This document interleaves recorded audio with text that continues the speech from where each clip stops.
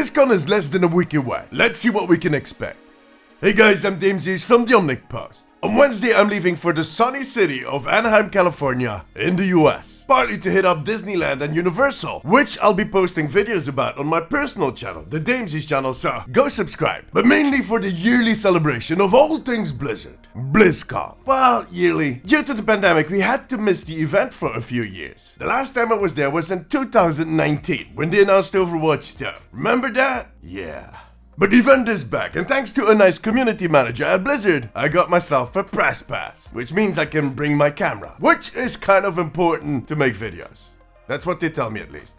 The 2 times I got to go to BlizzCon before, I had a ton of fun, both at the event itself and all of the surrounding meetups. However, a lot has changed in those 4 years that the event did not take place, both in the world and at Blizzard. So I'm kind of curious to see if the spirit of the event survived all of these changes. And the spirit of the event, well, there's not really a good way to explain it. But back in those days, BlizzCon was one of the most heartwarming experiences I've ever experienced. Thousands of like-minded fans finding each other and celebrating the games they love with the people that make those games. It doesn't get any better. But now there's a different management at Blizzard, and actually there's a new owner since 2 weeks. I don't think Microsoft will have a huge presence at BlizzCon, well, apart from Phil Spencer maybe, but I do think that the new Blizzard management did choose for a new approach, a safer approach. Just before the weekend we got to see the schedule, and you can already tell there's a lot less panels. No more Q&A panels, no more art panels, no more voice actor panels, which were all my favorites. Every IP has 2 panels, well, apart from the opening ceremony. There's a deep dive and a future. But that doesn't mean that it's going to be bad. I mean, those are going to be interesting talks. Something curious, however, for the first time ever in BlizzCon history, the event was not sold out. That most likely has something to do with the issues that the company has been facing in the last 4 years. The fact that they're also streaming everything for free, and that the ticket prices were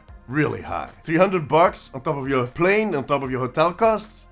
Yeah. No matter how hardcore a fan you are, that is a tough pill to swallow. Not everybody can pay that. But look, I'm convinced that it is still going to be an awesome experience. And I myself have a ton of content planned. There are going to be so many videos keeping you guys up to date. It's just bonkers.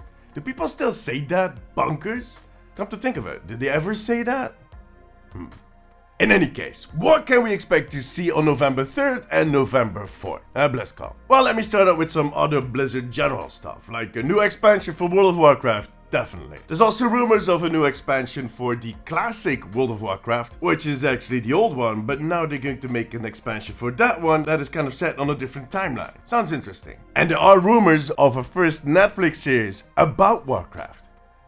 We'll see. I'm also curious about the next expansion for Diablo 4, well, the first expansion. And I'm fairly certain that we're going to get a first look at that new IP, the survival game that they teased last year. But this is still an Overwatch channel, so let's get to the juicy part. What can we expect Aaron to talk about on that stage? His hair.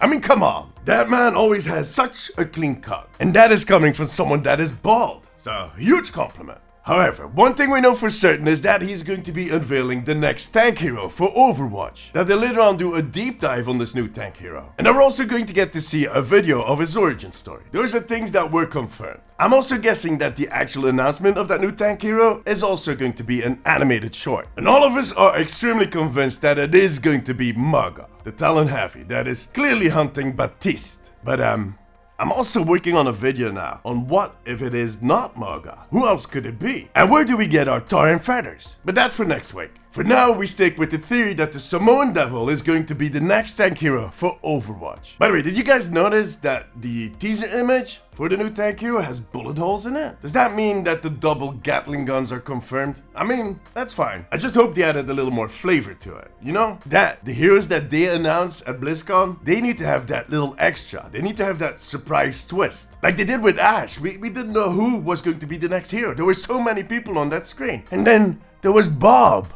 Oh, I'll never forget that day. First, allow me to take a second to thank my patrons for their support. You guys are legends. And you too can also join the Omnic Post family over on patreon.com/theomnicpost. Sign up now to get early access to content, Patreon exclusive streams, and even physical goodies. Go check it out. I promise it's worth it. Anyways, let's continue. Other than that, there's going to be competitive 2.1 or 3.0, the rework of the reworked competitive mode. This is going to be a critical announcement. A lot of players, a lot of influential players are going to be looking at this, and their opinion on this announcement is going to color the whole vibe around Overwatch at Blizzcon for the next year, no matter how awesome MAGA is going to be. We'll also get a new roadmap for the rest of the season, including some of the upcoming events and the Roadhog rework, but also the seasons after that. How much are we going to see? Well, it's BlizzCon. They need to step up. This is not the moment for vague roadmaps where they don't give us details. We need to see the nitty-gritty. We need previews, and we need to be able to taste it, including the next PvE missions. And preferably with the announcement that all PvP is going to be free from now on. Could you imagine? Yeah, don't get your hopes up.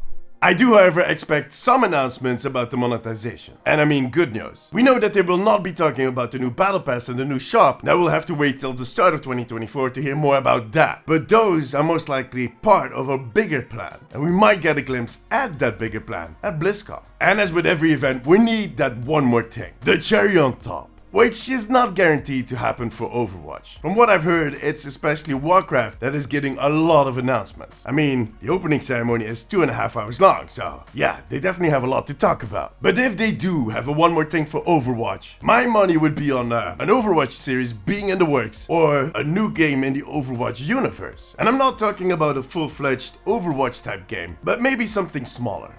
Mobile. We know that they have been working on stuff like that in the last few years. And before you start, it is a different team, okay? And sure, they might have given up on that in the last few years. It happens. But if they didn't, this might be the moment. I mean, there have been rumors. Now, watch it being a BlizzCon without the least Overwatch news ever.